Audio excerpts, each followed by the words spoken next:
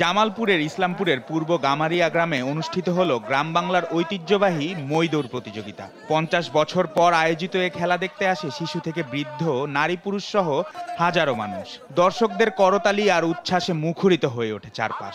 মঙ্গলবার দুপুরে শুরু হওয়া এই প্রতিযোগিতা চলে সন্ধ্যা পর্যন্ত।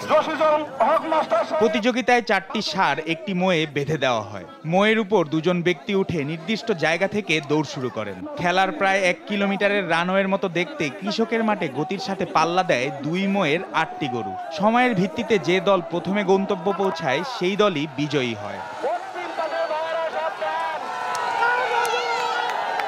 5 দিন ব্যাপী এই আয়োজনে অংশ নিয়েছিল 10টি দল। জমজমাট ফাইনালে ইসলামপুর আগুনের চরের পাংখা আলীর দল প্রথম স্থান অধিকার করে। ঝুঁকি থাকলেও আয়োজনে অংশ নিতে পেরে খুশি মই খেলোয়াড়রা। বাচ্চা ছাড়া খেলাইলো, এখন আমরা খেলাটা ধরে রাখছি। এই খেলাটা রিস্ক আছে আপনার, তারপর হইলো আমরা খেলাটা শিখছি। প্রায় 5 দশক পর আয়োজিত এই খেলা যেন গ্রামের মানুষদের শিকড়ের সঙ্গে নতুন করে পরিচয় করিয়ে দিয়েছে। নারী, পুরুষ, শিশু, বৃদ্ধ সবাই মাতেন গ্রামীণ আনন্দে। সুন্দর খেলা হচ্ছে এখানে। আমরা আসছি ঢাঙ্গাগড় থেকে।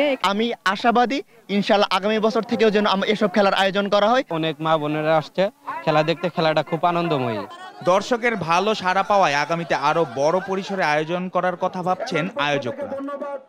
এই খেলাটা অত্যন্ত জনপ্রিয় খেলা, এই জন্য আপনারা দর্শক শ্রোতারা যারা দেখতেছেন এই খেলা যাতে বারবার ফিরে আসে, আমরা আগামীতে যে আয়োজন হয়েছে এর চেয়েও যাতে আমরা বড়ভাবে আয়োজন করতে পারি।